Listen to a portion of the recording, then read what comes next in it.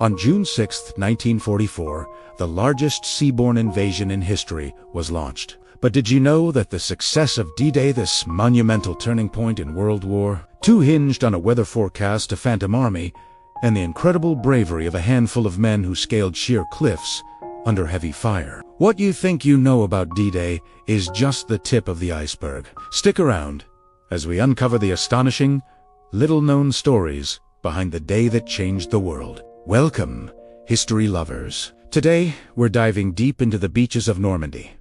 But we're going beyond the familiar images of landing craft and smoke-filled skies. We're going to explore the hidden facts and secret operations that made Operation Overlord possible.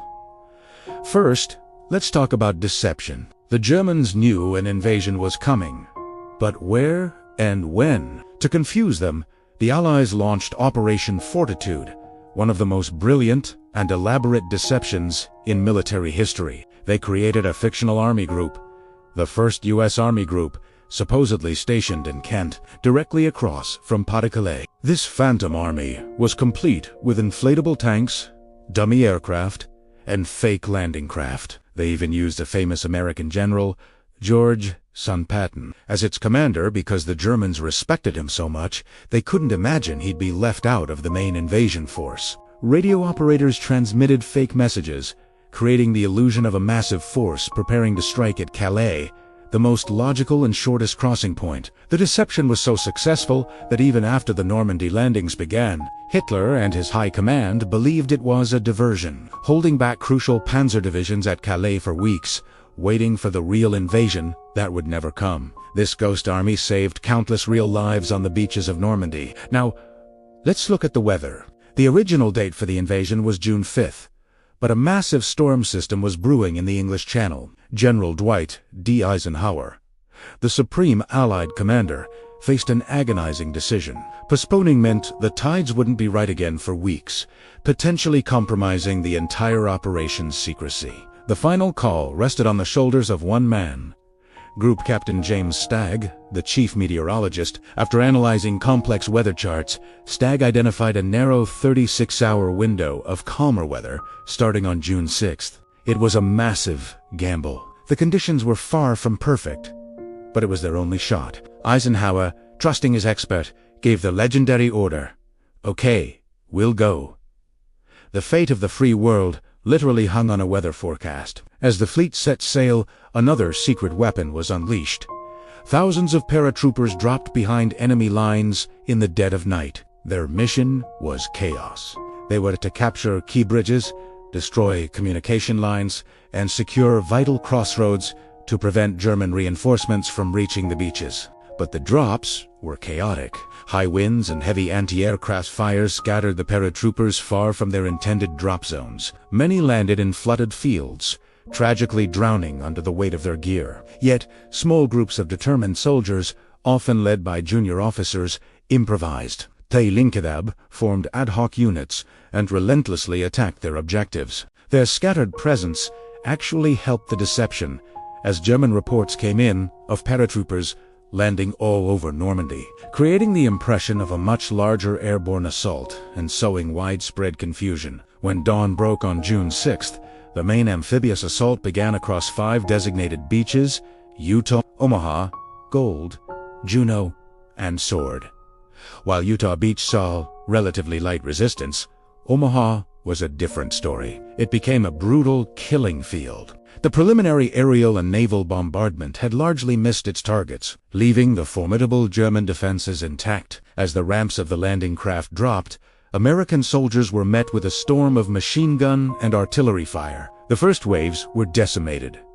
The carefully laid plans fell apart. But amidst the horror, leaders emerged. Men, seeing their officers fall, took charge. They rallied their comrades, finding gaps in the defenses, and slowly, painstakingly, began to fight their way off the beach, inch by painful inch. The bravery displayed on Omaha Beach against overwhelming odds is a testament to sheer human grit and determination. Let's not forget the incredible feats of engineering that made the landings possible. One of the most astounding was the Mulberry harbors. The Allies knew they needed to supply millions of men and tons of equipment, but they couldn't count on capturing a major port immediately. So, they decided to bring their own harbors with them. Two massive artificial ports, codenamed Mulberry A and Mulberry B, were constructed in secret in Britain. They were composed of huge concrete caissons, floating roadways, and pierheads, which were then towed across the English Channel and assembled off the coast of Normandy. It was an unprecedented logistical masterpiece, allowing a continuous flow of supplies that was vital to sustaining the beachhead and fueling the Allied advance into France. Another piece of genius engineering was Pluto, which stood for pipelines under the ocean. These were flexible pipelines laid on the seabed of the English Channel to pump fuel directly from Britain to the Allied armies in France. This eliminated the need for vulnerable oil tankers and ensured the tanks, trucks, and planes of the invasion force had the fuel they needed to push inland. It was a quiet, unseen, but absolutely critical part of the Allied victory. While we often focus on the American and British forces, D-Day was a truly international effort. Troops from Canada, Poland, France, Norway, Australia, and many other nations participated. The Canadians who landed at Juno Beach faced fierce resistance but managed to advance further inland on the first day than any other Allied unit.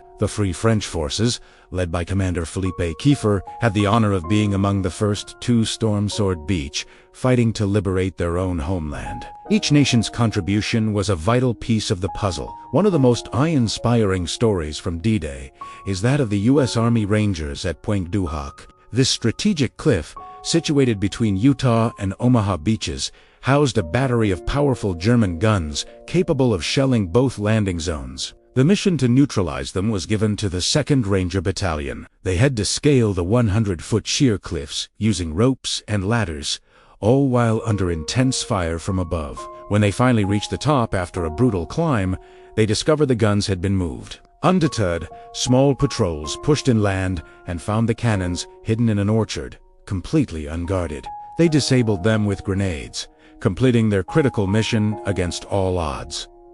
D-Day wasn't just a single day. It was the beginning of the grueling, nearly 3-month-long Battle of Normandy. The dense hedgerows of the French countryside, known as the bocage, provided perfect cover for German defenders, turning every field and road into a deadly ambush site. The fighting was slow, bloody, and attritional, but the toehold gained on June 6th, secured by unparalleled courage and ingenious planning, was never broken. It was the beginning of the end for Nazi Germany and Western Europe. The scale of D-Day is almost impossible to comprehend. Nearly 7,000 ships and landing craft, over 11,000 aircraft, and more than 156,000 troops. But behind these staggering numbers are individual stories of sacrifice, terror, and incredible bravery. From the strategist making a fateful decision about the weather to the young soldier stepping onto a hostile beach for the first time, every person played a part. D-Day serves as a powerful reminder of what can be achieved when nations unite against tyranny,